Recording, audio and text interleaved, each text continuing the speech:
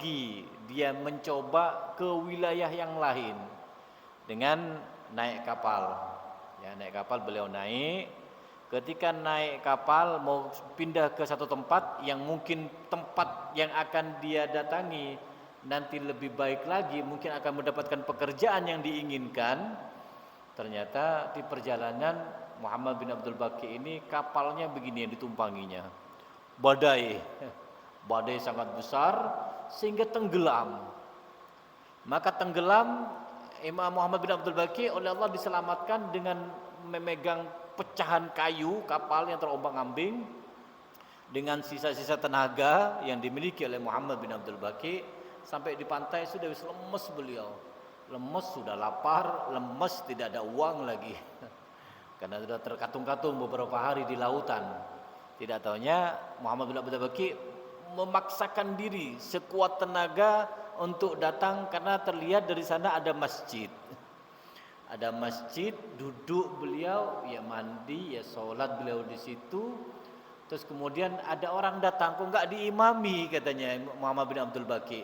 Apa kata marbotnya? Mengatakan iya, imamnya di sini baru meninggal dunia. Loh, kenapa? Ya kami ini membutuhkan imam sekarang katanya. Jadi kami tidak punya imam yang layak, yang pantas untuk mengimami kami di masjid ini. Apa kata Muhammad bin Abdul Baqi? Mengatakan, oke, insya Allah saya bisa katanya, saya hafal Quran. Oh ya begitu. Senang, hanya disampaikan di masyarakat secara umum. Dan alhamdulillah akhirnya sholat berjamaah rutin. Dan Muhammad bin Abdul Baqi karena memang sudah punya ilmu, beliau memang berangkatnya adalah seorang alim, maka Muhammad bin Abdul Baqi ini ngajar, terus kemudian rutin beliau menyampaikan dakwah, rutin ngisi majelis. Dan tidak beberapa lama karena mungkin dianggap sudah tiba saatnya biar Muhammad bin Abdul Baqi ini paten permanen atau menjadi warga di sana atau menjadi imam pimpinan keagamaan di wilayah tersebut, sehingga Muhammad bin Abdul Baqi ditawari oleh warga, kamu mau menikah ya katanya. Akhirnya apa kata Muhammad bin Abdul Baqi? Ya nggak apa-apa katanya. Ini soalnya ada gadis katanya. Ada gadis katanya, yatim, kasihan katanya. Ini biar jenengan menikah saja di sini dan biar menjadi warga di sini, biar masjid ini hidup diisi dengan nuansa keagamaan. Tidak tahunya didatangkan perempuan tersebut, gadis tersebut. Ketika didatangkan gadis tersebut, Muhammad bin Abdul Baqi kaget luar biasa. Kok bisa kaget? Apa yang terjadi? Muhammad bin Abdul Baqi tidak fokus melihat gadis tersebut, tapi beliau kaget dengan kalung yang dipakai oleh gadis tersebut.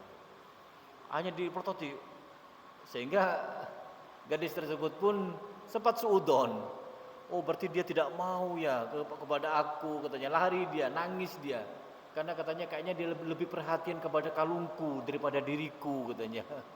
Nangis pulang, kemudian didengar oleh masyarakat. Sehingga masyarakat pun datang menyampaikan kepada Muhammad, kenapa wahai imam, kenapa engkau tidak mau ya sama gadisnya? Katanya engkau tadi mengatakan tidak fokus ngelihat gadisnya, tapi fokus ngelihat kalung yang dipakai katanya. Akhirnya apa kata Muhammad bin Abdul Baqi? Mengatakan iya, saya kaget dengan kalungnya. Apa katanya? Terus terang, kalung yang dipakai oleh gadis tersebut itu adalah kalung yang saya temukan ketika saya berada di Mekah melaksanakan ibadah haji, persis dengan kalungnya. Apa kata masyarakat? Semuanya bertakbir, Allahu Akbar, rame semuanya. Kaget. Kenapa? Ternyata apa kata orang tuanya mengatakan, betul katanya.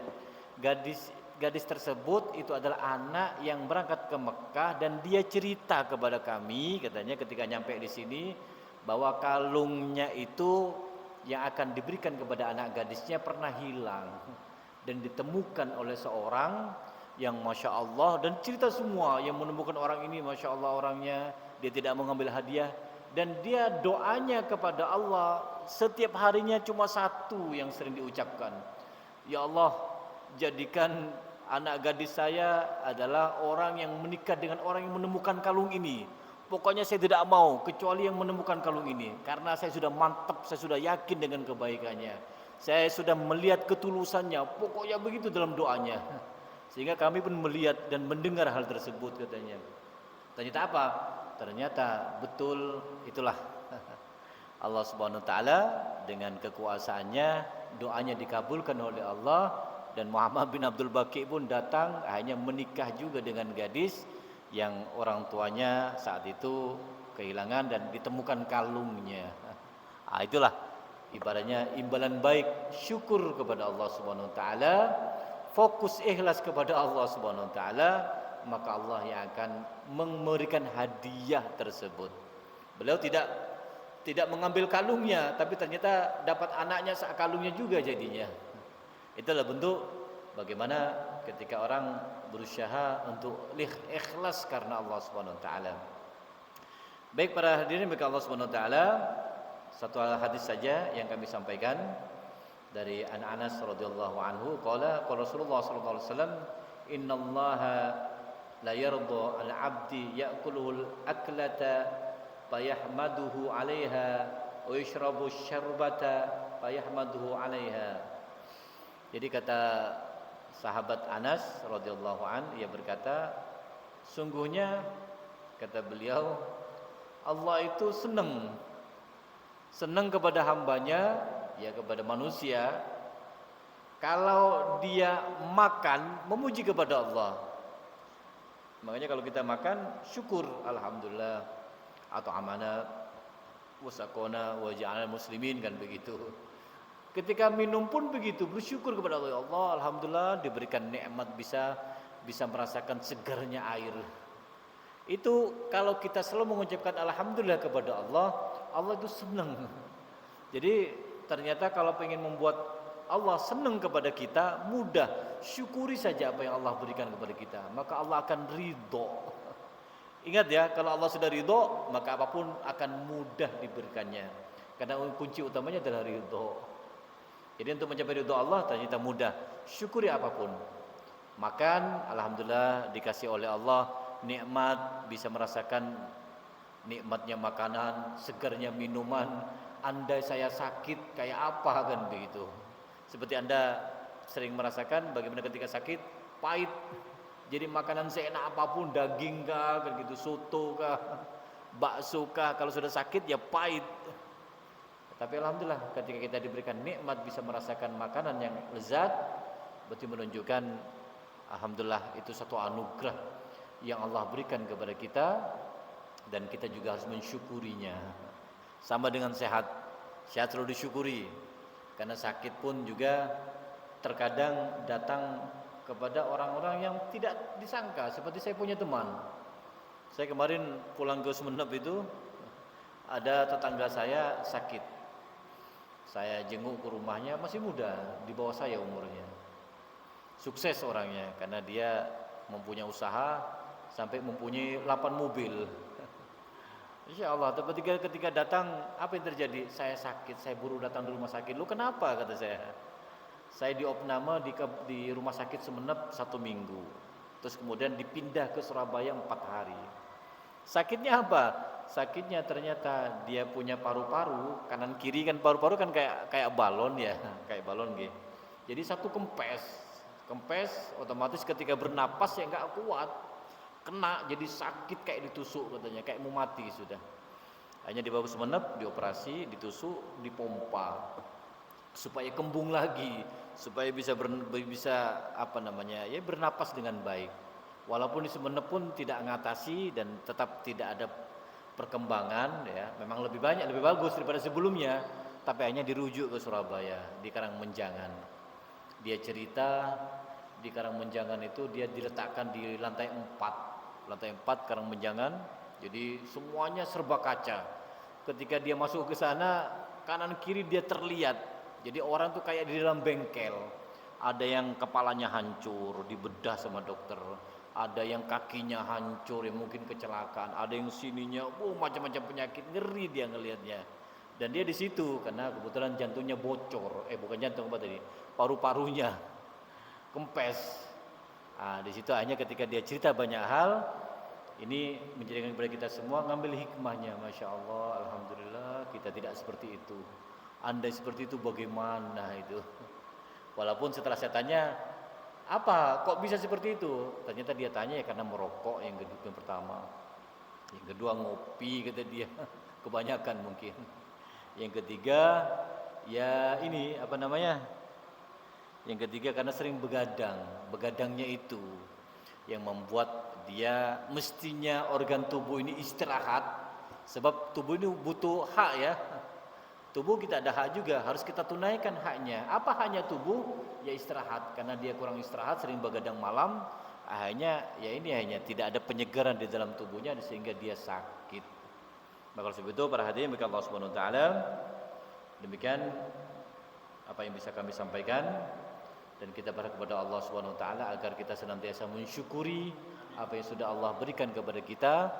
Maka dari cerita yang sudah kita sampaikan barusan dari Muhammad bin Abdul Baqi, apapun perbuatan yang kita lakukan, kalau kita niat ikhlas karena membantu orang lain, ikhlas karena berharap pahala dari Allah Subhanahu wa taala, maka Allah akan berikan kepada kita penggantinya, balasan yang akan lebih baik lagi.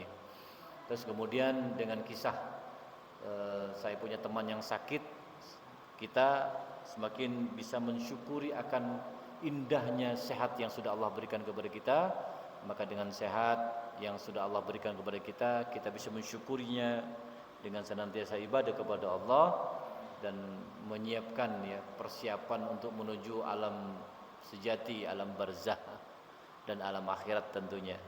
Dengan harapan apa yang kita lakukan khususnya pada malam hari ini menjadi ibadah yang diridhai oleh Allah Subhanahu wa taala, terus kemudian menjadi pahala yang dilipat gandakan oleh Allah. Dan kita mohon kepada Allah dengan keberkahan malam Jumat, keberkahan majlis yang kita hadir di dalamnya pada saat ini, Allah jadikan kita semua berumur panjang, sehat walafiat, kemudian diberikan limpahan kelancaran rezeki yang penuh dengan berkah, dan dengan rezeki tersebut kita bisa menjadikan lebih dekat kepada Allah Subhanahu wa taala, lebih banyak berinfak, lebih banyak bersedekah. Dengan rezeki tersebut kita lebih banyak membantu orang lain. Ini bisa kami sampaikan, kurang berjasa mohon maaf. Ala hadiniyah wa ladinatin soleh wa ladin Muhammad sallallahu alaihi wasallam. Al-Fatihah.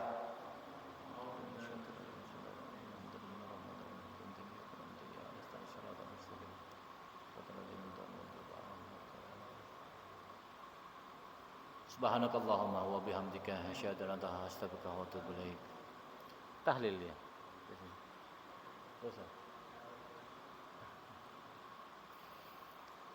Assalamualaikum warahmatullahi wabarakatuh.